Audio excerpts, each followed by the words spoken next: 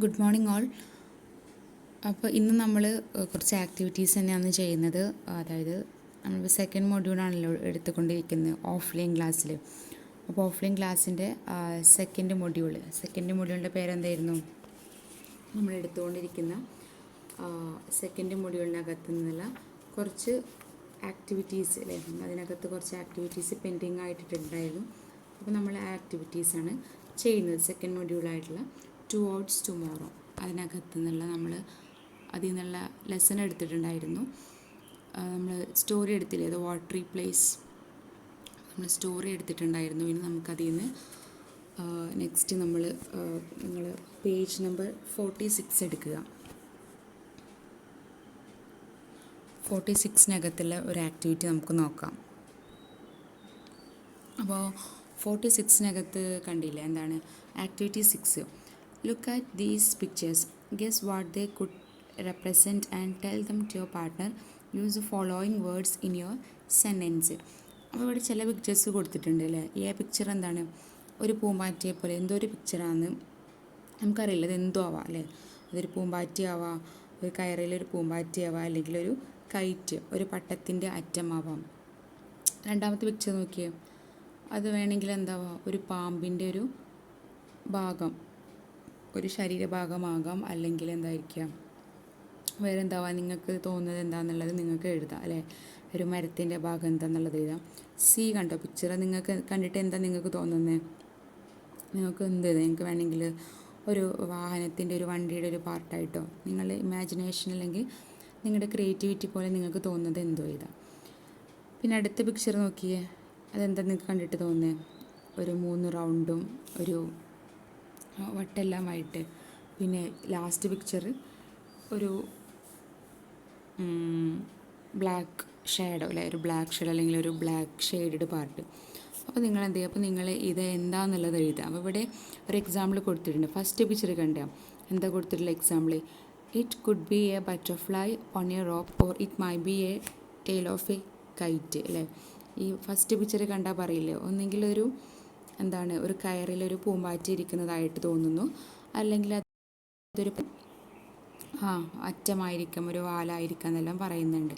അപ്പോൾ നിങ്ങൾ ബാക്കിയുള്ള 4 പിക്ചേഴ്സും ഇതുപോലെ ഈ ഫ്രേസസ് ഇവിടെ ടേബിളിൽ കൊടുത്തിട്ടുള്ള ഫ്രേസസ് കണ്ടില്ല, എന്താണ്? Could be, will be, may be, must be, might B ഇല്ലേ. നമ്മൾ പോസിറ്റീവായിട്ടൊരു കാര്യം അത് അങ്ങനെ ആയിരിക്കും, അങ്ങനെ ആയിരിക്കാം, അങ്ങനെ ആയിരിക്കണം എന്നുള്ളൊരു കേസിൽ പറയുമ്പോൾ നമ്മൾ ഉപയോഗിക്കേണ്ട എക്സ്പ്രഷൻസാണ് ഈ കോളത്തിൽ കൊടുത്തിട്ടുള്ളത്. ഇപ്പം സെക്കൻഡ് പിക്ചർ പറയുകയാണെന്ത്, ഇതൊരു പാമ്പിൻ്റെ ഒരു സ്നേക്ക്, പാമ്പിൻ്റെ ഒരു ശരീരഭാഗമായിരിക്കാം. അപ്പോൾ എനിക്ക് എങ്ങനെ പറയാം?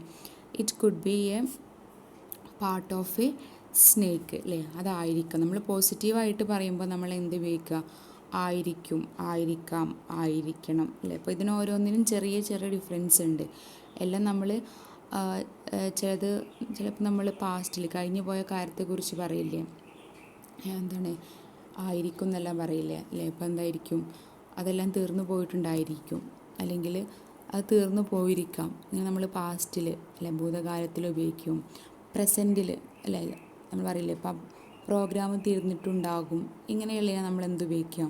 കുഡ് ബി അല്ലേ. കുഡ് ബി മീൻസ് അത് തീർന്നിട്ടുണ്ടാകും, നമ്മൾ പാസ്റ്റിൽ ഉപയോഗിക്കുന്നു. വിൽ ബി മീൻസ് അതായിരിക്കും. മേ ബി അതങ്ങനെ ആയിരിക്കണം.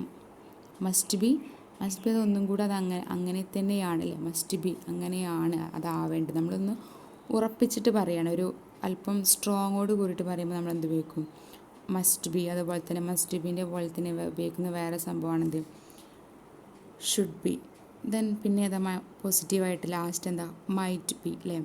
മൈറ്റും മേയും നമ്മൾ കഴിഞ്ഞ ക്ലാസ്സിൽ ഡിസ്കസ് ചെയ്തിട്ടുണ്ടായിരുന്നു. മൈറ്റും മേയും എന്താണ് ഡിഫറൻസ്? എന്താ, ഒരു കാര്യം സംഭവിക്കാൻ ചാൻസ് കൂടുതലാണെങ്കിൽ നമ്മൾ എന്തിനെ യൂസ് ചെയ്യും? നമുക്ക് മേ ബി യൂസ് ചെയ്യും അല്ലേ. I may pass the exam, ഞാൻ എക്സാം പാസ്സാവാൻ ഏറെക്കുറെ ചാൻസ് കാണുന്നുണ്ടെങ്കിൽ നമ്മൾ എന്ത് യൂസ് ചെയ്യാം? മേ യൂസ് ചെയ്യാം. മൈറ്റ് കാര്യം സംഭവിക്കാൻ അത്ര തന്നെ സാധ്യതയില്ലെങ്കിൽ നമ്മൾ മൈറ്റ് ബി യൂസ് ചെയ്യാം. മൈറ്റ് അല്ലേ. I might pass the exam, ഞാൻ എക്സാം പാസ്സാവാം അല്ലെ. എക്സാം പാസ്സാവാൻ എന്ത് കാണുന്നില്ല, അധികം ചാൻസ് ഒന്നും കാണുന്നില്ലെങ്കിൽ നമുക്ക് എന്ത് യൂസ് ചെയ്യാം? മൈറ്റ് യൂസ് ചെയ്യുക. അപ്പോൾ ഇതാണ് മേയും മൈറ്റും തമ്മിലുള്ള ഡിഫറൻസ്. അപ്പം ഇങ്ങനെ നമ്മൾ കാര്യങ്ങളെ പോസിറ്റീവായിട്ട് പറയാം. പോസിറ്റീവായിട്ട് അഥവാ നമ്മൾ ഒപ്റ്റിമിസ്റ്റിക് ആയിട്ടൊക്കെ പറയില്ല, അതായത് സംഭവിക്കാൻ ചാൻസ് ഉണ്ടെങ്കിൽ അങ്ങനെ നമ്മൾ ഈ എക്സ്പ്രഷൻസ് എല്ലാം ഉപയോഗിക്കുക. ഏതൊക്കെയാണ്? Could be, will be, may be, must be, might B. Okay, അപ്പോൾ ഇത്രയും എക്സ്പ്രഷൻസ് നമുക്ക് യൂസ് ചെയ്യാം. ഇനിയിപ്പോൾ നെഗറ്റീവായിട്ട് അല്ലേ, ഇപ്പോൾ ഞാൻ പറയുന്നത് അതൊരു പാമ്പിൻ്റെ ശരീരഭാഗം ആയിരിക്കില്ല എന്ന് എനിക്ക് പറയാം. It won't be, I can use it won't be the part of a snake. അപ്പോൾ നിങ്ങളിവിടെ കൊടുത്തിട്ടുള്ള ഈ ഒരു എക്സാമ്പിൾ കണ്ടില്ലേ, it could be a butterfly on a rope or it may be the tail of a kite. അപ്പോൾ അങ്ങനെ എന്ത് ചെയ്യുക, അങ്ങനെ നമ്മൾ ഓരോ കാര്യത്തിൽ നമ്മൾ നോക്കിയിട്ട് അതാകുമോ അതോ അതായിരിക്കില്ലേ എന്നുള്ളത് പറയണം അല്ലേ. Won't be, won't be. അപ്പോൾ നിങ്ങൾക്ക് പറയാം എന്ത്,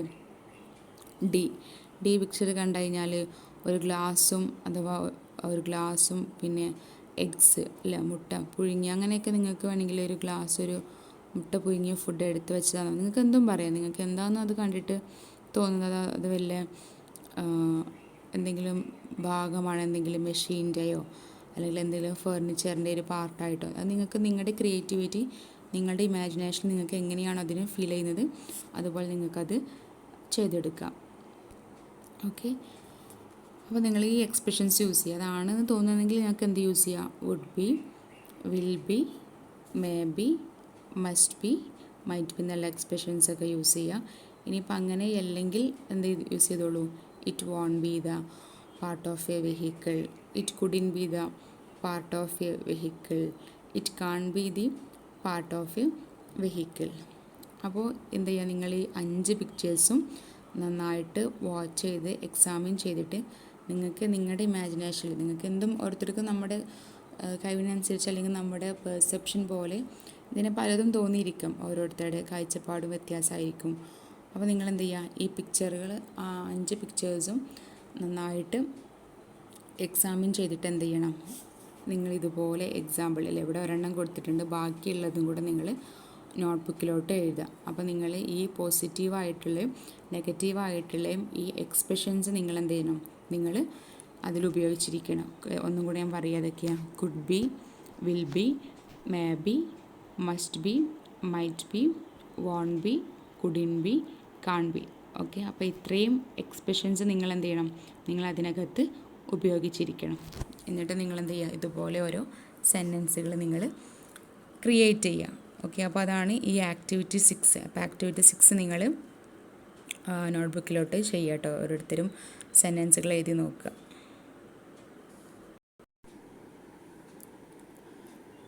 നെക്സ്റ്റ് നമ്മൾ നോക്കുന്നത്, നമ്മളെവിടെയാണ് must, must not, should not ഉപയോഗിക്കുക എന്നുള്ളത് അല്ലേ. ചിലപ്പോൾ ഞാൻ പറയില്ലേ, എന്താ മസ്റ്റ് മീൻസ് എന്താ, മസ്റ്റിൻ്റെ മീനിങ് എന്താ, നിർബന്ധമായിട്ടും അല്ലേ. അപ്പോൾ നമ്മൾ മസ്റ്റ്, നമ്മളിപ്പോൾ ടീച്ചേഴ്സൊക്കെ പറയാറില്ലേ സ്റ്റുഡൻസിൻ്റെ അടുത്ത്, you must wear uniform every day. നിങ്ങളെല്ലാ ദിവസവും എന്ത് ചെയ്യണം, നിങ്ങളെല്ലാ ദിവസവും യൂണിഫോം ധരിക്കണം. അപ്പോൾ അവരെന്ത് വയ്ക്കുക, you must wear uniform every day. പിന്നെ നിങ്ങളെല്ലാ ദിവസവും ഇംഗ്ലീഷിൻ്റെ ടെക്സ്റ്റ് ബുക്ക് കൊണ്ടുവരണം. നമുക്കങ്ങനെ പറയാം, you must bring text book, English text book every day അല്ലേ. അതാണ് മസ്റ്റ്. അപ്പോൾ ഈ മസ്റ്റ് നമ്മൾ പോസിറ്റീവായിട്ട് പറയണം, ഒരു കാര്യം ചെയ്യണം അല്ലേ, ചെയ്യണം എന്നുള്ള നിർബന്ധമായിട്ട് ആ കാര്യത്തെ നമ്മൾ പോസിറ്റീവായിട്ട് പറയുന്നു. അപ്പോൾ മസ്റ്റ് നോട്ടോ, നമ്മളെപ്പോഴും മസ്റ്റ് നോട്ട് ഉപയോഗിക്കാം. നമ്മൾ കാര്യം ചെയ്യരുത് അല്ലേ, എന്താ, you must not bring mobile phone to the campus. നിങ്ങൾ എന്ത് ചെയ്യരുത്, അങ്ങനെ ചെയ്യരുത്. മസ്റ്റ് നമ്മൾ തറപ്പിച്ചിട്ട് പറയണത്, നിങ്ങൾ അങ്ങനെ ചെയ്യരുത്. നെഗറ്റീവായിട്ട് പറയുകയാണ്, ഒരു കാര്യത്തെ ചെയ്യുന്നത് നമ്മൾ തടഞ്ഞുകൊണ്ട് പറയുകയാണെന്ത്, നിങ്ങൾ അങ്ങനെ ചെയ്യരുത്. You must not bring mobile phone to the campus. Okay, അതുപോലെ തന്നെയാണ് ഷുഡ് നമ്മൾ പറയാറില്ല, എന്താണ്, you should wear your ID card. നിങ്ങളെന്നും എല്ലാ ദിവസവും എന്ത് ചെയ്യണം, നിങ്ങളുടെ ID കാർഡ്സ് നിങ്ങൾ ധരിക്കണം. You should wear your ID cards every day. Should നോട്ടോ, നിങ്ങളങ്ങനെ ചെയ്യരുത്. അങ്ങനെ you should not drive your bike without wearing helmet. നിങ്ങൾ ഹെൽമെറ്റ് ധരിക്കാണ്ട് നിങ്ങളുടെ വണ്ടി ഓടിക്കരുത്, നിങ്ങളുടെ ബൈക്ക് ഓടിക്കരുത്. അപ്പോൾ നമ്മൾ എന്ത് യൂസ് ചെയ്യും, ഷുഡ്. അപ്പോൾ ഏകദേശം ഒരേ അർത്ഥത്തിലാണ് നമ്മൾ ഇപ്പം മേയെക്കുറിച്ച് മൈറ്റ് അല്ലേ, മൈറ്റ് ഉപയോഗിക്കുന്നതിനെ കുറിച്ചും പറഞ്ഞിട്ടുണ്ടായിരുന്നു. നമ്മളെപ്പോൾ ഉപയോഗിക്കാം, ഒരു കാര്യം സംഭവിക്കാൻ ചാൻസ് കൂടുതലാണെങ്കിൽ നമ്മൾ ഉപയോഗിക്കുന്നു, അത് സംഭവിക്കാൻ ചാൻസ് കുറവാണെങ്കിൽ നമ്മൾ മൈറ്റ് ഉപയോഗിക്കുന്നു. ഇവിടെ നമ്മൾ അതുപോലെ തന്നെയാണ്. മസ്റ്റ് എന്നുള്ള നമ്മൾ എന്താണ്, നമ്മളൊരു കാര്യത്തെക്കുറിച്ച് അതിൻ്റെ സ്ട്രോങ് ആയിട്ട് അല്ലേ, സ്ട്രോങ് കൂട്ടിയിട്ട് പറയുകയാണെങ്കിൽ എന്താണ്, മസ്റ്റ് ഉപയോഗിക്കണം അല്ലേ. You must not use drugs and alcohols, നിങ്ങൾ ആൽക്കഹോൾസ് ഉപയോഗിക്കുകയോ ചെയ്ത്, യു മസ്റ്റ് നോട്ട് അല്ലേ. അപ്പോൾ നമ്മൾ ആ കാര്യത്തെക്കുറിച്ച് തറപ്പിച്ചിട്ട് പറയാണ്, ഒരു കാര്യം ചെയ്യണം അല്ലെങ്കിൽ ചെയ്യണ്ട എന്നുള്ളത്. അത് അത്രയും സ്ട്രെങ്ത്തായിട്ട് അഥവാ സ്ട്രോങ്ങിൽ പറയുകയാണെങ്കിൽ നമ്മൾ മസ്റ്റും മസ്റ്റ് നോട്ടും ഉപയോഗിക്കുക. പിന്നെ ഷുഡും ഷുഡ് നോട്ടോ അത്ര സ്ട്രെങ്ത് ഇല്ല അല്ലേ, എന്നാലും ആ കാര്യം ചെയ്യരുത് അല്ലെങ്കിൽ ചെയ്യേണ്ട കാര്യമാണെങ്കിൽ നമ്മൾക്ക് ഷുഡും ഷുഡ് നോട്ടും ഉപയോഗിക്കുക. അപ്പോൾ ഇതാണ് വ്യത്യാസം, മസ്റ്റും ഷുഡും തമ്മിലുള്ള ഡിഫറൻസ്. ഒരു കാര്യം ഏറ്റവും കൂടുതൽ നമ്മൾ കാര്യത്തെ സ്ട്രോങ് ആക്കിയിട്ട് പറയുകയാണെങ്കിൽ മസ്റ്റ് ഉപയോഗിക്കും. ഷുഡും സ്ട്രോങ് തന്നെയാണ്, എന്നാലും എന്തില്ല, മസ്റ്റിന് അത്ര തന്നെ സ്ട്രോങ് ഇല്ല. അതാണ് ഷുഡും ഷുഡ് നോട്ടും. ഓക്കെ, അപ്പോൾ ഇനി നമുക്കൊരു ആക്ടിവിറ്റി നോക്കാം. നമ്മൾ പേജ് നമ്പർ 48 പോവാം. ടെക്സ്റ്റ് ബുക്കിൽ പേജ് നമ്പർ 48 നമുക്ക് പോവാം. അപ്പോൾ നോക്കിയ activity 8. Here are some signboards that you come across in daily life. Try to find out where they are seen, what they mean. An example has been done for you. ഇവിടെ കുറച്ച് signs കൊടുത്തിട്ടുണ്ട്. ചിലത് എന്താണ് sign ബോർഡുകളാണ്, ചിലതിൽ written sign ബോർഡുകളാണ്, ചിലത് ഗ്രാഫിക്കലായിട്ട് പിക്ചേഴ്സായിട്ടുള്ള sign ബോർഡാണ്. അപ്പോൾ first ഞാൻ വായിക്കാം. എന്താ ഫസ്റ്റ് പറഞ്ഞതാ, ഡോണ്ട് വാക്ക് ഓൺ ഗ്രാസ്, എന്താണ്, പുല്ലിൽ നിൽക്കരുത്. അപ്പോൾ ഇതെവിടെ കാണുന്നത്, ഇറ്റ് ഈസ് സീൻ അറ്റ് അല്ലേ, കൊടുത്തിട്ടുണ്ട് സീൻ അറ്റ് പാർക്കിൽ. അതെന്താണ് അർത്ഥമാക്കുന്നത്, you must not walk on the grass അല്ലേ. നിങ്ങൾ പാർക്കിലെ കണ്ടിട്ടില്ലേ, ഡോൺ വാക്ക് ഓൺ ഗ്രാസ്, നിങ്ങൾ എന്ത് ചെയ്യരുത്, പുല്ലിൽ നടക്കരുത്, ഗാർഡനോടൊക്കെ അനുബന്ധിച്ചുള്ള ഗ്രാസിൽ നിങ്ങൾ എന്ത് ചെയ്യരുത്, നടക്കരുത്, you must not walk on the grass എന്ന് എഴുതി വെച്ചിട്ടുണ്ടാവും. അങ്ങനെ ഇവിടെയും വേറെയും 6 എഴുതിയിട്ടുള്ള സൈൻ ബോർഡുകളുണ്ട്. പിന്നെ 7 ഗ്രാഫിക്കൽ സൈൻ ബോർഡുകളുണ്ട്, പിക്ചേഴ്സായിട്ട് കൊടുത്തിട്ടുള്ളത്. എന്തൊക്കെയാണ്, നോ പാർക്കിംഗ് മീൻസ് നിങ്ങൾ പാർക്കിന് എവിടെ കാണുന്നത്, സീൻ അറ്റ്. അപ്പോൾ നിങ്ങളത് എവിടെ കാണുന്നത് നിങ്ങൾ എഴുതുക. എവിടെ നോ പാർക്കിംഗ് കാണാറ് നിങ്ങൾ സാധാരണ, എവിടെയാണ് നോ പാർക്കിംഗ് എന്നുള്ള സൈൻ ബോർഡ് നമ്മൾ കാണുന്നത്, in front of the shops അല്ലെങ്കിൽ in front of the mall അല്ലേ, മാളിൻ്റെ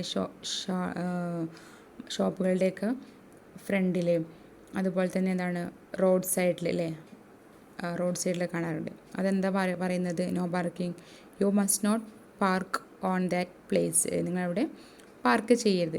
അപ്പോൾ നിങ്ങൾ എന്ത് ചെയ്യാം, നിങ്ങൾ ഈ ബോർഡുകളും ഈ സൈനുകളൊക്കെ നിങ്ങൾ നോട്ട്ബുക്കിലോട്ട് കോപ്പി ചെയ്തിട്ട് അതെവിടെയാണ് സീൻ അറ്റ്, കണ്ടില്ല അവിടെ എക്സാമ്പിൾ കൊടുത്ത പോലെ സീൻ അറ്റ്, അതെവിടെ കാണുന്നത് നിങ്ങൾ എഴുതുക, സീൻ അറ്റ് അല്ല എവിടെ കാണുന്നത് എന്നുള്ളത് എഴുതുക. പിന്നെ മീനിങ്, അതെന്താണ് അർത്ഥമാക്കുന്നത്, യു മസ്റ്റ് നോട്ടാണോ ഓർ യു മസ്റ്റ്, അങ്ങനെ എഴുതുക. അല്ലാതെ നിങ്ങൾ ഈ എക്സ്പ്രഷൻസ് യൂസ് ചെയ്യണം, യു മസ്റ്റും യു മസ്റ്റ് നോട്ട്, അവിടെ എക്സാമ്പിൾ കൊടുത്ത പോലെ നിങ്ങളത് യൂസ് ചെയ്യാം.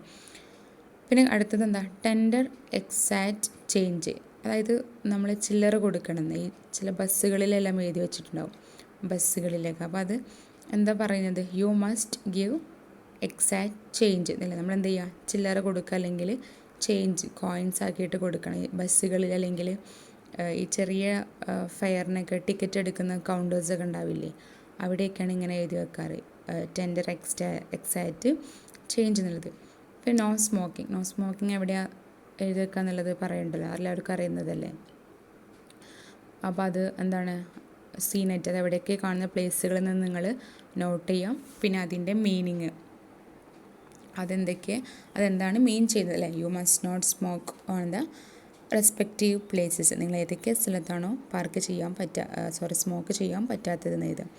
പിന്നെ ഫുഡ് വെയർ നോട്ട് അലൗഡ് അല്ലേ, ചെരുപ്പ് ധരിക്കരുത്, അത് എവിടെ കാണാറ് സാധാരണ, ചെരുപ്പ് ധരിക്കരുത് അല്ലെങ്കിൽ ഫുഡ് വെയർ ധരിക്കരുത് എന്നുള്ളത് നമ്മൾ ലൈബ്രറിയിൽ കാണാം അല്ലേ, ലൈബ്രറീസിലെല്ലാം ഇങ്ങനെ എഴുതി വയ്ക്കാറുണ്ട്. സാധാരണ ലൈബ്രറീസിനകത്തോട്ട് ചെരുപ്പ് ധരിക്കാറില്ലല്ലോ. പിന്നെ കമ്പ്യൂട്ടർ ലാബിൽ, വേറെ ചില ഹോളി പ്ലേസസിൽ റിലീജിയസ് ആയിട്ടുള്ള പള്ളി, അമ്പലം പോലെയുള്ള ഇങ്ങനത്തെ സ്ഥലങ്ങളിലൊക്കെ എഴുതി വെച്ചിട്ടുണ്ടാകും. അപ്പോൾ അത് നിങ്ങൾ എവിടേക്കാണ് പ്ലേസസ് നിങ്ങൾ വേറെ എവിടേക്ക് നിങ്ങൾ കണ്ടിട്ടുള്ളത്, ആ പ്ലേസസ് എല്ലാം നിങ്ങൾക്ക് ഇങ്ങനെ കോമായിട്ട് നിങ്ങൾക്ക് എഴുതാം. പിന്നെ നോ അഡ്മിഷൻ അല്ലേ, നോ അഡ്മിഷൻ എന്നുള്ളത് എവിടെ ഉണ്ടാവാറ്? നോ അഡ്മിഷൻ ചില ഓഫീസുകളിൽ അല്ലേ, എന്താണ് ഒരു പ്രത്യേക എന്തെങ്കിലും കാര്യം നിർവഹിക്കുന്ന ഓഫീസുകളിൽ, അല്ലെങ്കിൽ എന്താണ് ചില ഈ എൻജിൻസോ ഫയർ വർക്കെല്ലാം നടക്കുന്ന മെഷീൻസുകൾ, ഹൈ മെഷീൻസ് അല്ലെങ്കിൽ ഹൈ വോൾട്ടേജിൽ റൺ ചെയ്യുന്ന എന്തെങ്കിലും എക്യുപ്മെൻസിൻ്റെയൊക്കെ അടുത്ത് അവരുടെ അത് സൂക്ഷിച്ചു വെച്ചിട്ടുള്ള റൂമിന് പുറത്ത്, അല്ലെങ്കിൽ ചില സ്ഥലത്ത് എന്താണ് ചില കോമൺ ആയിട്ട് എല്ലാവരും എൻട്രി ചെയ്യുന്നതിൻ്റെ അടുത്ത് ചില സ്പെഷ്യൽ ഏരിയകളിൽ എന്തായിട്ടുണ്ടാവും, ഏരിയയിൽ എൻട്രി റെസ്ട്രിക്റ്റ് ചെയ്തായിട്ടുണ്ടാവും അല്ലേ, അങ്ങോട്ടേക്കുള്ള എൻട്രി നിയന്ത്രിതമായിരിക്കും. അപ്പോൾ അവിടെ ഇങ്ങനെ നോ അഡ്മിഷൻ എഴുതിയിട്ടുണ്ടാവും. അപ്പോൾ നിങ്ങളത് എഴുതുക, എവിടേക്ക് നിങ്ങളത് കണ്ടിട്ടുള്ളത്, നിങ്ങളുടെ ലൈഫിൽ നിങ്ങൾ എവിടേക്കാണ് കണ്ടിട്ടുള്ളതെന്ന് എഴുതുക. അതെന്താണ് അഡ്മിഷൻ അല്ല, യു ഷുഡ് നോട്ട് അല്ലെങ്കിൽ you must not enter to the particular area, അതാണ് അതിൽ മീൻ ചെയ്യുന്നത്.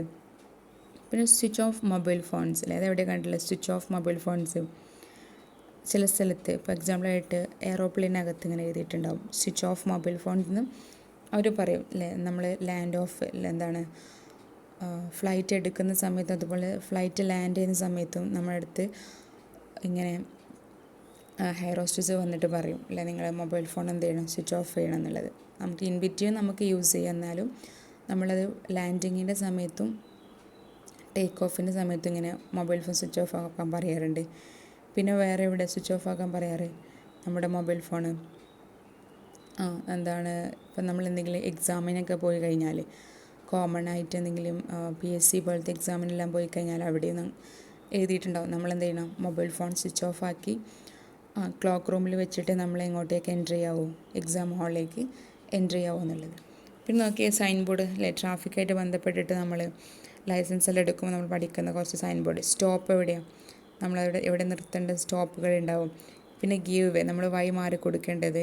പിന്നെ റൈറ്റ് ടേൺ അല്ലേ, വലത് തിരിയുന്നത് നിരോധിച്ചിട്ടുണ്ട്. പിന്നെ സ്പീഡ് ലിമിറ്റിനെ കുറിച്ച് പറഞ്ഞിട്ടുള്ളത്.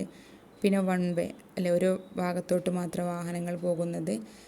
ദെൻ കമ്പൽസറി ടേൺ ലെഫ്റ്റ്, നമ്മൾ എന്ത് ചെയ്യണം, ലെഫ്റ്റിലോട്ട് ടേൺ എടുക്കണം, നിർബന്ധമാണ്, കമ്പൽസറിയാണ്. പിന്നെ compulsory ahead or turn left അല്ലേ, ലെഫ്റ്റിലോട്ട് എന്താണ് മുന്നോട്ട് പോകുമ്പോൾ നമ്മൾ കമ്പൽസറി ആയിട്ട് ലെഫ്റ്റിലോട്ട് എടുക്കണം. അപ്പോൾ നമ്മളെങ്ങനെ യൂസ് ചെയ്യാം, യു മസ്റ്റ് ടേൺ ലെഫ്റ്റ് അല്ലെങ്കിൽ you should turn compulsory left ahead. ഇങ്ങനെ എന്ത് ചെയ്യാം, നിങ്ങളിത് എവിടേക്കാണ് ഇത് കാണുന്നത് എന്നുള്ളതും ഇതെന്താണ് ഇതിൻ്റെ മീനിങ് എന്നുള്ളതും നിങ്ങൾ എഴുതുക.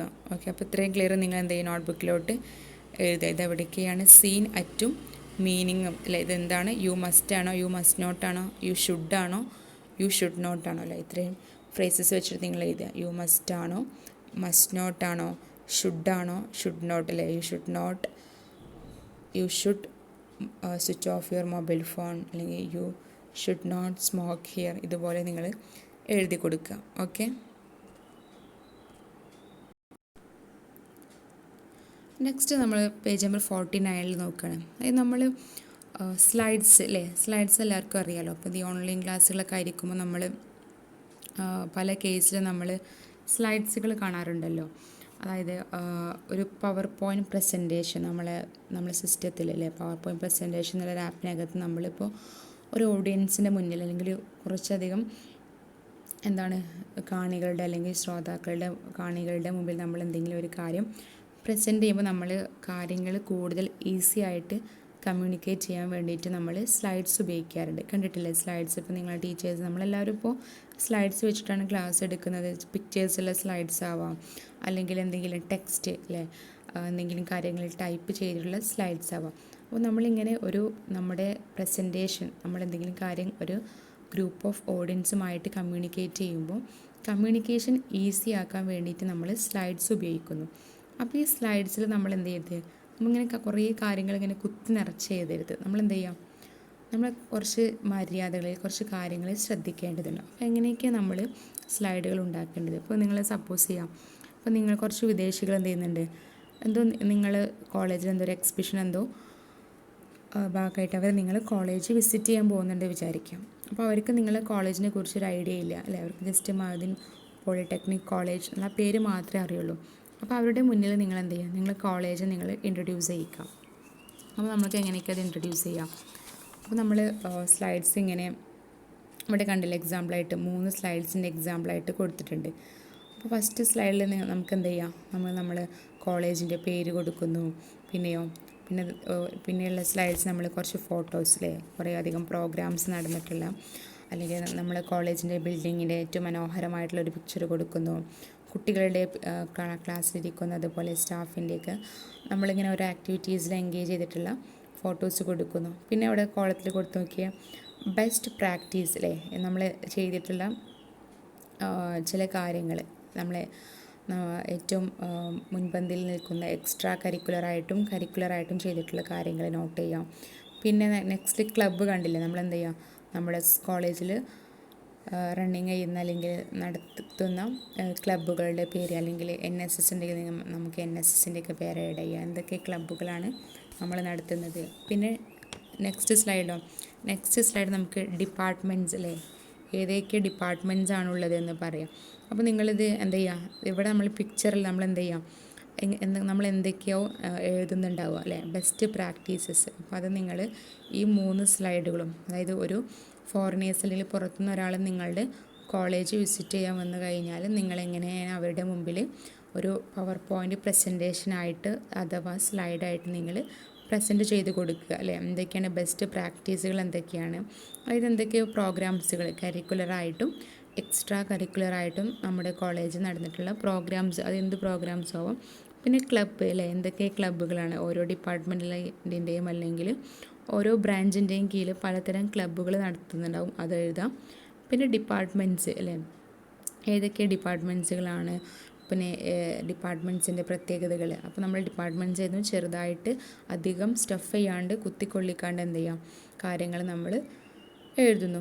ഓക്കെ, അപ്പോൾ പിന്നെ ലാസ്റ്റിൽ നിന്ന് എങ്ങനെ നിങ്ങൾ കൺക്ലൂഡ് ചെയ്യാം, അതായത് നിങ്ങൾ നമ്മുടെ കോളേജിന് എന്തെങ്കിലും ഒരു മോട്ടോ ഉണ്ടായിരിക്കില്ല. മോട്ടോ മീൻസ് എയിം എന്താണ്, അല്ലെങ്കിൽ ലക്ഷ്യം എന്താണ്, അല്ലെ സമൂഹത്തെ അപ്ഗ്രേഡ് ചെയ്യുക, അല്ലെങ്കിൽ എന്താണ് നല്ല കാര്യപ്രാപ്തിയുള്ള ഒരു തലമുറയെ വാർത്തെടുക്കുക, ഇങ്ങനെ അല്ലെങ്കിൽ എന്തെങ്കിലും ഒരു പ്രത്യേക ഒരു മോട്ടോ ഉണ്ടായിരിക്കും. അപ്പോൾ ആ മോട്ടോ ആണ് നിങ്ങൾ 4ാമത്തെ സ്ലൈഡിൽ ഇൻക്ലൂഡ് ചെയ്യേണ്ടത്. അപ്പോൾ ഇങ്ങനെ നിങ്ങൾ എന്ത് ചെയ്യുക, 4 സ്ലൈഡുകൾ എഴുതുക. അപ്പോൾ ഈ സ്ലൈഡുകൾ എഴുതുന്നതിന് മുന്നേ നമ്മളിപ്പോൾ സാധാരണ ടൈപ്പ് ചെയ്തിട്ടല്ലേ ചെയ്യാറ്. അപ്പോൾ നമ്മളിങ്ങനെ ടൈപ്പ് ചെയ്യുമ്പോൾ അല്ലെങ്കിൽ നമ്മളിങ്ങനെ സ്ലൈഡ് ഉണ്ടാക്കുമ്പോൾ ചില കാര്യങ്ങൾ നമ്മൾ വളരെയധികം ശ്രദ്ധിക്കാറുണ്ട്. അപ്പോൾ അതാണ് ഇവിടെ നമ്മൾ ചെയ്യേണ്ടത്. നോക്കി, ഇവിടെ യെസ് നോ എന്ന് കൊടുത്തിട്ട് നമ്മൾ എന്തൊക്കെ കാര്യങ്ങൾ നമ്മൾ മനസ്സിൽ വെക്കേണ്ടത് എന്നുള്ളത് നോക്കിയാൽ ഫസ്റ്റ് കാര്യം എന്താണ്, നമ്മൾ എപ്പോഴും ചെയ്യുമ്പോൾ എന്താണ്, സിമ്പിൾ ആൻഡ് ക്ലിയർ ലാംഗ്വേജ് അല്ലേ. നമ്മൾ സ്ലൈഡുകൾ എഴുതുമ്പോൾ നമ്മൾ എന്ത് ചെയ്യുക, എല്ലാവർക്കും മനസ്സിലാവുന്ന രീതിയിൽ വളരെ സിമ്പിളാക്കിയിട്ടുള്ള എന്ത് ചെയ്യാം, സ്ലൈഡ്സുകൾ ഉണ്ടാക്കുക അല്ലേ. എന്താണ് ഒരു കട്ടിയുള്ള, അപ്പോൾ ശശി തരൂരൊക്കെ പറയുന്ന പോലത്തെ കട്ടിയുള്ള വേർഡ്സുകളെന്ന് വെച്ചിട്ട് എന്ത് ചെയ്യരുത്, സ്ലൈഡ് ഉണ്ടാക്കിയത് അല്ലേ. ഒരൊറ്റ വായനത്തിന്, ഒരു പരന്ന വായനയിൽ ഒറ്റ വായനത്തിന് എന്ത് ചെയ്യണം, ആളുകൾക്ക് പെട്ടെന്ന് ഐഡിയ കമ്മ്യൂണിക്കേറ്റ് ചെയ്യാൻ പറ്റുന്ന രീതിയിലുള്ള സ്ലൈഡുകളായിരിക്കണം. അതായത് സിമ്പിൾ ആൻഡ് ക്ലിയർ ലാംഗ്വേജ്. അപ്പോൾ നിങ്ങൾ ഇങ്ങനെ എഴുതുക അല്ലേ, എന്തൊക്കെയാണ് നമ്മുടെ സ്ലൈഡ് എങ്ങനെയൊക്കെ ആയിരിക്കണം, സിമ്പിൾ ആൻഡ് ക്ലിയർ ലാംഗ്വേജ്. അപ്പോൾ അത് യെസ് ആണോ നോ ആണോ, അപ്പോൾ നമ്മളത് യെസ്, നിങ്ങൾ അങ്ങനെ ഉപയോഗിച്ച് നിങ്ങളത് യെസ് എന്നുള്ള ഭാഗം നിങ്ങൾ ടിക്ക് ചെയ്യുക അല്ലേ. നിങ്ങൾ സിമ്പിൾ ആൻഡ് ക്ലിയർ ലാംഗ്വേജ് ആയിരിക്കണം. പിന്നെ നമ്മൾ R my sentence very long അല്ലേ, നമ്മൾ എന്താവരുത്, നമ്മുടെ സെൻറ്റൻസുകൾ വലുതാവരുത്. കാര്യങ്ങൾ എന്ത് ചെയ്യണം, ഏറ്റവും ചെറുതായിട്ട് ചുരുക്കത്തിൽ ഐഡിയ പെട്ടെന്ന് കമ്മ്യൂണിക്കേറ്റ് ചെയ്യുന്ന രീതിയിലുള്ള സെൻറ്റൻസ് ആയിരിക്കണം. അപ്പോൾ എന്ത് ചെയ്യുക, are my sentence very long, സെൻറ്റൻസുകൾ വളരെ വലുതായിരിക്കണോ, നോ. എന്താ പറയുക, നമ്മുടെ സെൻറ്റൻസുകൾ എപ്പോഴും ഷോർട്ടായിരിക്കണം. ഷോർട്ട് ബ്രിവിറ്റി എന്നൊക്കെ പറയും, അതായത് ചെറുതായിരിക്കണം, എന്നാൽ അതിനകത്ത് കാര്യങ്ങൾ ഉണ്ടായിരിക്കണം. നമ്മൾ എസെൻസ് ആയിട്ടുള്ള കാര്യങ്ങൾ മാത്രമേ ടൈപ്പ് ചെയ്യാവൂ. കണ്ട് വാരി വലിച്ച് ബ്ലാ ബ്ലാ ബ്ലാ എഴുതി വെക്കരുത് അല്ലേ. ഏറ്റവും കീ വേർഡ്സുകൾ, ജിസ്റ്റുകൾ അല്ലേ, കീ പോയിൻറ്റുകൾ മാത്രമായിരിക്കും, അതും ഷോർട്ടാക്കിയിട്ട് സെൻറ്റൻസ് ചെറുതാക്കിയിട്ട് എഴുതുക.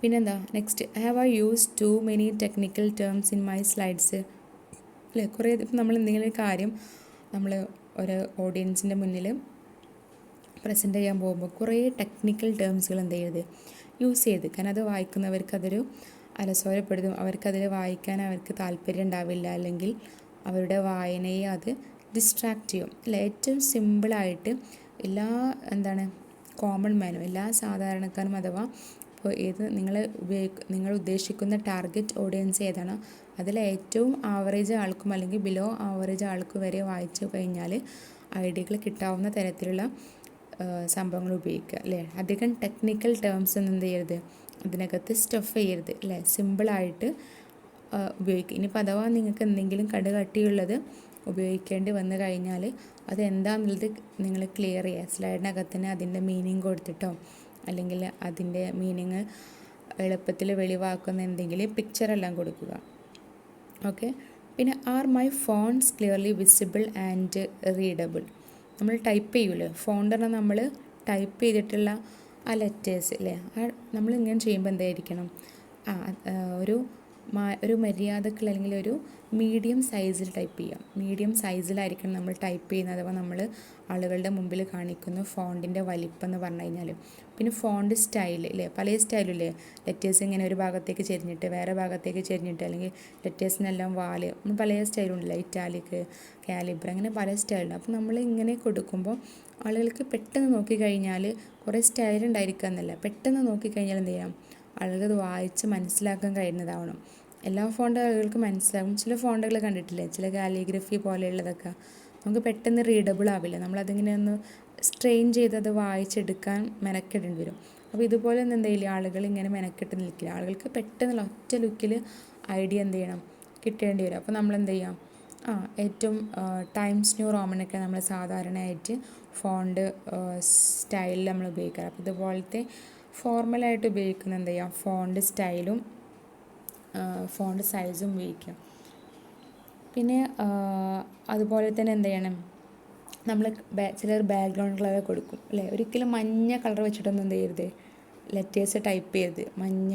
പിന്നെ അതുപോലെ തന്നെ അങ്ങനെ കത്തുന്ന കളറുണ്ടല്ലോ, ഈ CFL അല്ലെങ്കിൽ നമ്മൾ ഈ പറയില്ല ഒരുമാതിരി ഒരു കടും ഓറഞ്ച് അങ്ങനെ കത്തുന്ന കളേഴ്സൊന്നും അല്ലേ കൊടുക്കരുത്. നമുക്ക് റീഡബിളായിട്ടുള്ള കണ്ണിന് നമ്മൾ നോക്കിക്കഴിഞ്ഞാൽ കണ്ണിന് ഫേവറബിളായിട്ടുള്ള കളേഴ്സ് കൊടുക്കുക. അതുപോലെ തന്നെ കറുത്ത ബാക്ക്ഗ്രൗണ്ടിൽ മഞ്ഞ ലെറ്റേഴ്സ് അല്ലെങ്കിൽ പച്ച ബാക്ക്ഗ്രൗണ്ടിൽ വെള്ള ലെറ്റേഴ്സ് അങ്ങനെയൊന്നും കൊടുക്കരുത് അല്ലേ. എപ്പോഴും ബാക്ക്ഗ്രൗണ്ട് എന്തായിരിക്കുക ലൈറ്റ് ബാക്ക്ഗ്രൗണ്ട് കൊടുക്കാൻ ശ്രമിക്കുക. പ്ലസ് നമ്മൾ ഫോണ്ട് എന്തായിരിക്കുക ഫോണ്ട് നല്ല ഡാർക്ക് കളറിലോ ബ്ലാക്കോ അങ്ങനെ ഒരു കോമ്പിനേഷൻ സ്യൂട്ടാവുന്ന രീതിയിലായിരിക്കണം നമ്മൾ ചെയ്യേണ്ടത്. പിന്നെ next okay, I have included a lot of information in a slide അല്ലേ. ലോട്ട് ഓഫ് ഇൻഫർമേഷൻ എന്ത് ചെയ്യരുത്. ഞാൻ പറഞ്ഞു കീവേഡ്സുകൾ മാത്രമേ എന്ത് ചെയ്യാവൂ ഒരു സ്ലൈഡിനകത്ത് നിങ്ങൾ ചെയ്യാവൂ അല്ലേ. Then I have include only appropriate pictures അല്ലേ. അപ്രോപ്രിയേറ്റ് പിക്ചർ മാത്രം കൊടുക്കുക. അപ്പോൾ നിങ്ങളൊരു ഒഫീഷ്യലായിട്ട് പോകുന്ന ഒരു മീറ്റിങ്ങിൽ നിങ്ങൾ കുറേ കോമിക്കലായിട്ട് അല്ലേ കോമഡി ആയിട്ടുള്ള പിക്ചേഴ്സ് എന്ത് ചെയ്യരുത് കൊടുക്കരുത്. ഇനിയിപ്പോൾ അഥവാ നിങ്ങളൊരു കുട്ടികളെ അടുത്താണ്, നിങ്ങളൊരു ചെറിയ ക്ലാസ്സിലെ കുട്ടികളുടെ ആണ് നിങ്ങൾ ഓഡിയൻസ് വിചാരിക്കുക, അവരുടെ അടുത്ത് നിങ്ങൾ വലിയ റോക്കറ്റ് സയൻസുമായിട്ട് ബന്ധപ്പെട്ട കാര്യങ്ങളൊന്നും പിക്ചേഴ്സ് കൊടുത്തിട്ട് കാര്യമില്ല. അപ്പം നമ്മുടെ ഓഡിയൻസിനെ അളന്നുകൊണ്ട് അവരുടെ അഭിരുചിയും അവരുടെ നിലവാരവും മനസ്സിലാക്കിക്കൊണ്ട് അല്ലെങ്കിൽ ഒരു ആവറേജ് അല്ലേ, പലവർക്കും പല നിലവാരങ്ങളാവും. അപ്പോൾ നമ്മുടെ ഓഡിയൻസിൻ്റെ ഒരു ആവറേജ് നിലവാരം നമ്മൾ മനസ്സിലാക്കിക്കൊണ്ട് വേണം നമ്മൾ എന്ത് ചെയ്യാം അപ്രോപ്രിയേറ്റ് ഉചിതമായിട്ടുള്ള പിക്ചേഴ്സുകളൊക്കെ നമ്മൾ നമ്മുടെ സ്ലൈഡിനകത്ത് ഇൻക്ലൂഡ് ചെയ്യാൻ വേണ്ടിയിട്ട്. ഓക്കെ. പിന്നെ my balls and graph can be easily understood അല്ലേ. ചിലപ്പോൾ നമ്മൾ ഇങ്ങനെ ഗ്രാഫുകളും ബാറുകളൊക്കെ കൊടുക്കേണ്ടി വരും.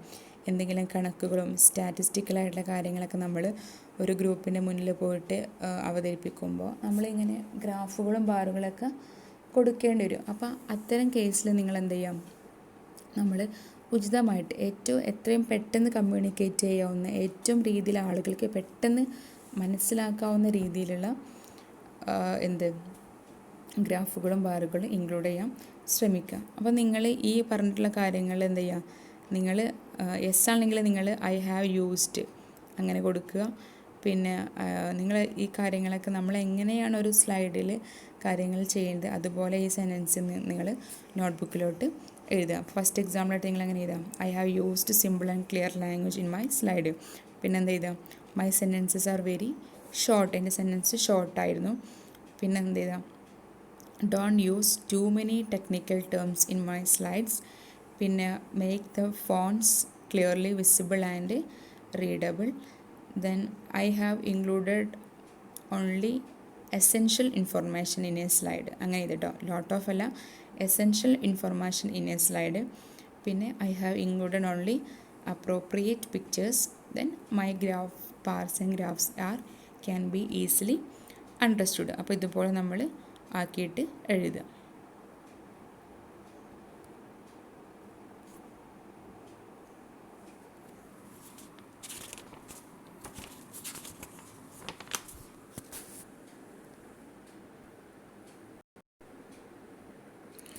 ഇനി പേജ് നമ്പർ 51 നോക്കിയിടാ. ഇവിടെ സ്ലൈഡ്സിൻ്റെ അല്ലെ ഒരാളുണ്ടാക്കിയിട്ടുള്ള 2 പേരുണ്ടാക്കിയിട്ടുള്ള സ്ലൈഡ്സിൻ്റെ മോഡൽ കൊടുത്തിട്ടുണ്ട്. ലെഫ്റ്റിൽ ഒരാൾ, റൈറ്റിൽ ഒരാൾ അല്ലേ. അപ്പോൾ നിങ്ങളത് ഏതിലാണ് സെലക്ട് ചെയ്യുക?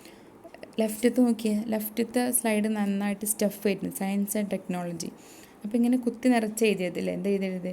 ടു മെനി അല്ലേ, സെൻറ്റൻസ് വെരി ലോങ് ആവരുത്. പക്ഷെ വലത്ത് ഭാഗത്തെ ആളുടെ നോക്കിയേ, science and technology and integral part of Indian culture called natural philosophy and ancient times. അപ്പോൾ അതിൽ നമ്മൾ ഏത് സ്ലൈഡാണ് സെലക്ട് ചെയ്യുക? നമ്മൾ റൈറ്റ് ഭാഗത്തുള്ള സ്ലൈഡാണ് സെലക്ട് ചെയ്യുക അല്ലേ. കാരണം എന്താ, വലത് ഭാഗത്തുള്ളതാണ്. കാരണം എന്താ, അതിൽ ഞാൻ കുത്തി നിറച്ച് എഴുതിയിട്ടില്ല.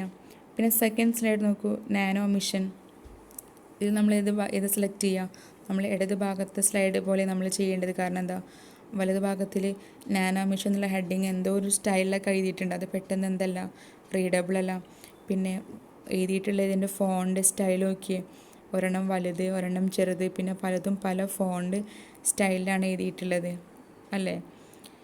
പിന്നെ പിക്ചർ നോക്കിയേ, പിക്ചർ നമ്മൾ ഏത് സ്ലൈഡാണ് സെലക്ട് ചെയ്യുക? നമ്മൾ വലത് ഭാഗത്തുള്ളതാ അല്ല, ഇടത് ഭാഗത്തുള്ളതാണ് നമ്മൾ സെലക്ട് ചെയ്യുക. കാരണം എന്താ, വലത് ഭാഗത്തുള്ളത് ചെറിയ പിക്ചേഴ്സാണ്. പിന്നെ അതിൻ്റെ ബാക്ക്ഗ്രൗണ്ട് കറുപ്പ് കളറാണ് കൊടുത്തിട്ടുള്ളത്. അത് നമുക്ക് വേഗം കണ്ണിന് ഇറിറ്റേഷൻ ആകും, നമുക്ക് നോക്കാൻ കഴിയില്ല. പക്ഷേ ഇടത് ഭാഗത്തുള്ളതിൽ പിക്ചേഴ്സ് എല്ലാം വലുതാണ്. പിന്നെ വൈറ്റ് ബാക്ക്ഗ്രൗണ്ടാണ് കൂടുതൽ വരുന്നത്. കുറച്ച് ഭാഗം മാത്രമേ ഡാർക്ക് അഥവാ ബ്ലാക്ക് ബാക്ക്ഗ്രൗണ്ട് കൊടുത്തിട്ടുള്ളൂ അല്ലേ.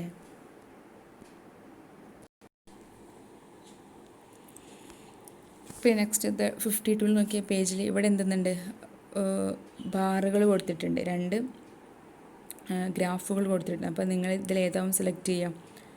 നമ്മളിതിൽ സെലക്ട് ചെയ്ത് ഏതായിരിക്കും നമുക്ക് ഏറ്റവും പെട്ടെന്ന് മനസ്സിലാവുന്നത്? ഏതാണ്? വലത് ഭാഗത്തുള്ള സ്ലൈഡല്ലേ, ഒബിസിറ്റി കറുപ്പ് കൊടുത്തിട്ടുള്ളത്.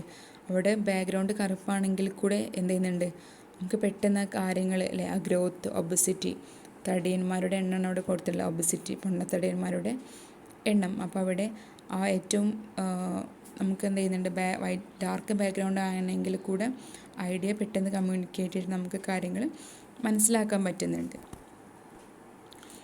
ഇനി നെക്സ്റ്റ് നോക്കിയാൽ, നെക്സ്റ്റ് നമ്മളിങ്ങനെ ഒരു കാര്യം നമ്മളുടെ ഓഡിയൻസിൻ്റെ മുന്നിൽ പോയിട്ട് പ്രസൻറ്റ് ചെയ്യുമ്പം നമ്മൾ എന്ത് ചെയ്യണം, ഇൻട്രൊഡ്യൂസ് ചെയ്യണം അല്ലേ. നമ്മളൊരു സ്ലൈഡുമായിട്ട് നമ്മളിങ്ങനെ ഈ പറഞ്ഞ കാര്യങ്ങളൊക്കെ വെച്ച് നമ്മൾ മര്യാദക്കുള്ള സ്ലൈഡ് ഉണ്ടാക്കി. ഇനി നമ്മൾ പ്രസൻറ്റ് ചെയ്യാൻ പോകുമ്പോൾ നമ്മൾ എന്തൊക്കെ കാര്യങ്ങളാണ് ചെയ്യേണ്ടത്? നമ്മൾ നമ്മുടെ ഓഡിയൻസിനെ വെൽക്കം ചെയ്യണം അല്ലേ. ഫസ്റ്റ് വൺ എന്താ, യു ഷുഡ് യൂസ് ഇൻട്രൊഡക്ഷനിൽ നമ്മൾ എന്ത് ചെയ്യണം, നമ്മൾ ഇൻട്രൊഡക്ഷനിൽ ഉൾപ്പെടുത്താൻ നമ്മൾ ഓഡിയൻസിന് നമ്മൾ വെൽക്കം ചെയ്യണം. പിന്നെ സെക്കൻഡ് വൺ എന്താ, നമ്മളെ സബ്ജക്റ്റ് നമ്മൾ ഇൻട്രൊഡ്യൂസ് ചെയ്യണം.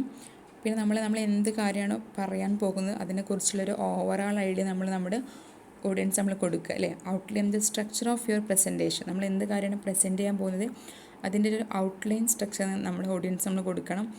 പിന്നെ ഗീവ് ഇൻസ്ട്രക്ഷൻ അബൌട്ട് ക്വസ്റ്റ്യൻസ് അല്ലേ. എന്തെങ്കിലും ക്വസ്റ്റ്യൻസ് നമ്മൾ എന്തെങ്കിലും ചോദിക്കുന്നുണ്ടെങ്കിൽ അതിനെ പറ്റിയുള്ള ഇൻസ്ട്രക്ഷൻസ് നമ്മൾ ശ്രദ്ധിക്കണം. അപ്പോൾ ഇത്രയും കാര്യങ്ങളാണ് നമ്മൾ ഇൻട്രൊഡക്ഷൻ നമ്മൾ ശ്രദ്ധിക്കേണ്ട കാര്യം. ഓക്കെ, ഇനി നെക്സ്റ്റ് നിങ്ങൾ പേജ് നമ്പർ 55 ഒരു ആക്ടിവിറ്റി ഉണ്ട്, പാരഗ്രാഫ് റൈറ്റിംഗ് എന്ന് പറഞ്ഞിട്ട്. അത് നമ്മൾ എങ്ങനെയാണ് ഒരു പാരഗ്രാഫ് എഴുതുക എന്നുള്ളത് നോക്കുകയാണ്. അപ്പോൾ നിങ്ങൾ എന്ത് ചെയ്യുക, നിങ്ങൾ ഈ 2 പാരഗ്രാഫ് ഒന്ന് വായിച്ചിട്ട് നോക്കട്ടെ. അപ്പോൾ ഞാൻ ഇതിൽ വീഡിയോയിൽ ഞാൻ വായിക്കുന്നത്, നിങ്ങൾ എന്ത് ചെയ്യുക, നിങ്ങൾ സാവകാശം ടെക്സ്റ്റ് എടുത്തിട്ട് വായിക്കുക. ഈ 2 പാരാഗ്രാഫ് നിങ്ങൾ വായിച്ച് നോക്കിയിട്ട് എങ്ങനെയൊക്കെയാണ് ഒരു പാരാഗ്രാഫ് എഴുതേണ്ടതുള്ള രീതി നിങ്ങൾ മനസ്സിലാക്കുക. എങ്ങനെ ആവരുത്, എങ്ങനെ ആവണം എന്നുള്ളത് അത് പറയുന്നുണ്ട്. നെക്സ്റ്റ് നമുക്ക് നോക്കാം എന്താണ് how to write a paragraph അല്ലേ. നമ്മൾ പാരഗ്രാഫ് എഴുതുമ്പോൾ നമ്മൾ ചില കാര്യങ്ങൾ ശ്രദ്ധിക്കേണ്ടതുണ്ട്. അതായത് ഒരു പാരഗ്രാഫ് എഴുതാന്ന് പറഞ്ഞാൽ നമ്മളിപ്പോൾ എക്സാമിന് ആയിക്കഴിഞ്ഞാലും ഒരു എസ്സേ ആയിക്കഴിഞ്ഞാലും എസ്സേ എല്ലാം ഒരു പാരഗ്രാഫാണല്ലോ. അപ്പോൾ നമ്മൾ ഇങ്ങനെ എസ്സേസ് എല്ലാം എഴുതുന്ന സമയത്ത് നമ്മൾ ചില കാര്യങ്ങൾ മനസ്സിൽ വെക്കുക. അപ്പോൾ എന്തൊക്കെ കാര്യങ്ങൾ നമുക്ക് നോക്കാം. നമ്മളൊരു പാരഗ്രാഫ് എഴുതുമ്പോൾ അതിനുണ്ടായിരിക്കേണ്ടത് ഫസ്റ്റ് ടൈറ്റിൽ ഒരു ഹെഡിങ് അല്ലേ. നമ്മൾ എന്തിനെക്കുറിച്ചാണോ പറയുന്നത് അതിൻ്റെ ഒരു ഹെഡിങ് പറയാം. അപ്പം നേരത്തെ കണ്ടില്ല എന്താണ് ഹെലികോപ്റ്റേഴ്സ് എന്നുള്ളൊരു ഹെഡിങ് കൊടുത്തിട്ടുണ്ട്. പേജ് നമ്പർ 55 ഒരു പാരഗ്രാഫിനകത്ത്. അപ്പോൾ നമ്മൾ ഒരു ടൈറ്റിലും അല്ലെങ്കിൽ നമ്മളൊരു ഹെഡിങ് എന്ത് ചെയ്യണം ഒരു പാരഗ്രാഫിന് എപ്പോഴും കൊടുത്തിരിക്കണം. പിന്നെ എന്താണ് ഇപ്പോൾ നമ്മളൊരു ടോപ്പിക് സെൻറ്റൻസ് പറയാം. ടോപ്പിക് സെൻറ്റൻസ് എന്ന് പറഞ്ഞു കഴിഞ്ഞാൽ അത് നമ്മുടെ പാരഗ്രാഫിലെ ഫസ്റ്റ് സെൻറ്റൻസാണ്. ടോപ്പിക് സെൻറ്റൻസ് 57 പേജ് 57 ഡെഫിനിഷൻ ഉണ്ട്.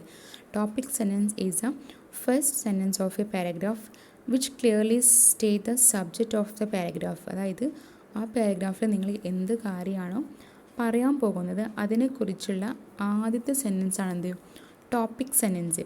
അപ്പോൾ ഈ ടോപ്പിക് സെൻറ്റൻസിൽ എങ്ങനെയായിരിക്കണം, ടോപ്പിക് സെൻറ്റൻസ് നമ്മൾ ആളുകളെ അട്രാക്റ്റ് ചെയ്യാൻ പറ്റിയിട്ടുള്ളത് അല്ലെങ്കിൽ എന്താണ് ആളുകളുടെ ശ്രദ്ധ പിടിച്ച് പറ്റാൻ രീതിയിലുള്ള ഒരു ടോപ്പിക് സെൻറ്റൻസ് ആയിരിക്കണം. ഓക്കെ, അപ്പോൾ അത് വളരെ ഇമ്പോർട്ടൻ്റ് ആണ്. എന്താണ് ടോപ്പിക് സെൻറ്റൻസ് എന്ന് പറഞ്ഞു കഴിഞ്ഞാൽ, അപ്പോൾ അത് മറക്കരുത്. ടോപ്പിക് സെൻറ്റൻസ് എന്ന് പറഞ്ഞു കഴിഞ്ഞാൽ നമ്മുടെ പാരഗ്രാഫിലെ ഫസ്റ്റ് സെൻറ്റൻസ് എന്താണ്, നമ്മുടെ പാരഗ്രാഫിൻ്റെ ഫസ്റ്റ് സെൻറ്റൻസ് ആണ് എന്ത് നമ്മുടെ ടോപ്പിക് സെൻറ്റൻസ്. അപ്പോൾ ഫസ്റ്റ് നമ്മളെന്താ ടൈറ്റിൽ കൊടുത്തു, ഹെഡിങ് കൊടുത്തു. പിന്നെ ടോപ്പിക് സെൻറ്റൻസ് തന്നെ നമ്മൾ എന്ത് ചെയ്യണം, നമ്മുടെ റീഡേഴ്സിന് പിടിച്ചിരുത്താൻ കഴിയുന്ന രീതിയിലുള്ള ടോപ്പിക് സെൻറ്റൻസ് ആയിരിക്കും നമ്മൾ എഴുതുന്നത്. അതിൽ ആളുകൾ വീണ് പോകണം അല്ലേ. നമ്മൾ ചില സ്റ്റോറീസൊക്കെ വായിക്കുമ്പോൾ കണ്ടിട്ടില്ലേ, അപ്പോൾ അതിൻ്റെ ഒരു ഫസ്റ്റ് ലൈന് വായിച്ചിട്ടുണ്ടാവും, നമ്മൾ അതെന്ത് ചെയ്യും ആ കഥയിൽ എങ്ങനെയും മുഴുകിയിട്ടിരിക്കും. ചില എന്തെങ്കിലും ഫാക്റ്റുകൾ അല്ലേ, എന്തെങ്കിലും ഒരു പത്രത്തിലൊക്കെ ചില കാര്യങ്ങൾ നമ്മൾ അങ്ങനെ വായിക്കാൻ ഹെഡിങ് കണ്ടിട്ട് നമ്മൾ അത് പോയിട്ട് വായിക്കുന്നത് നമുക്കൊരു താല്പര്യം തോന്നും. അല്ലാന്നുണ്ടെങ്കിലോ അതിൻ്റെ തുടക്കത്തിലെ വാചകം നമ്മളിങ്ങനെ ഇരുത്തി അത് കംപ്ലീറ്റ് ആയിട്ട് വായിപ്പിക്കും. പക്ഷെ അതിനകത്ത് കാര്യമായിട്ടൊന്നും ഉണ്ടായിരിക്കില്ല. അവിടെ എന്തൊക്കെയോ രസമെല്ലാം ചേർത്തിട്ടായിരിക്കും ഒരുപക്ഷെ ആളുകളെ വായിക്കാൻ വേണ്ടിയിട്ട് കാര്യത്തെ ഇൻട്രൊഡ്യൂസ് ചെയ്തിട്ടുണ്ടായിരിക്കുക. പിന്നെ തേർഡ് വൺ എന്താ സപ്പോർട്ടിങ് ഡീറ്റെയിൽസ് അല്ലേ. നമ്മളൊരു കാര്യം പറയുമ്പോൾ എന്ത് ചെയ്യുക, ആ കാര്യത്തെ സപ്പോർട്ട് ചെയ്തിട്ടുള്ള ബാക്കി കാര്യങ്ങളായിരിക്കണം ടോപ്പിക് സെൻറ്റൻസിനെ തുടർന്ന് കൊണ്ട് വന്നിരിക്കേണ്ട കാര്യങ്ങൾ കേട്ടോ. അതിന് സപ്പോർട്ട് ചെയ്യുന്ന കാര്യങ്ങളായിരിക്കണം ബാക്കി വരേണ്ടത്.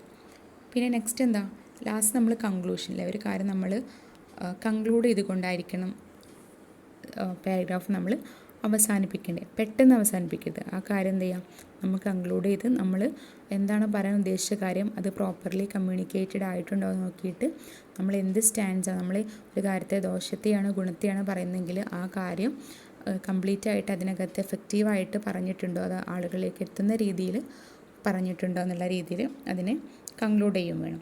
അപ്പോൾ ഇത്രയും കാര്യങ്ങളാണ് how to write a paragraph എന്നുള്ളത് നമ്മൾ ശ്രദ്ധിക്കണം. അപ്പോൾ നിങ്ങൾ ഈ കാര്യം കൂടെ നിങ്ങൾ എന്ത് ചെയ്യാം, നോട്ട്ബുക്കിലോട്ട് നിങ്ങൾ എഴുതുക. How to write a paragraph എന്നുള്ളതിൽ title or heading, topic sentence, supporting details, conclusion. Okay, അപ്പോൾ ഇത്രയാണ് ഇന്നത്തെ ക്ലാസ്. Thank you.